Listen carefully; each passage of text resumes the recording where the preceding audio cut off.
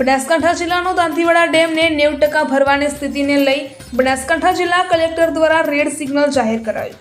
બનાસકાંઠા જિલ્લાના દાંતીવાડા ડેમ 90% ભરવાની સ્થિતિને પગલે રેડ સિગ્નલ જાહેર કરાયું। ડેમનું રૂલ લેવલ 183.46 મીટર એટલે કે 601.90 ફૂટ છે, જ્યારે હાલનું લેવલ 183.5 મીટર એટલે કે 600.55 ફૂટ નોંધાયું છે।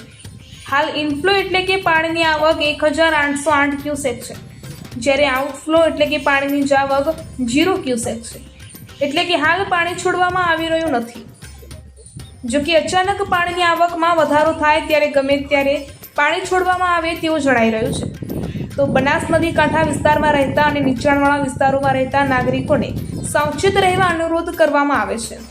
જાહેર સૂચના જિલ્લા કલેક્ટર બનાસકાંઠા તારીખ 14/9/2025। Bureau report Pradhansinh Parmar.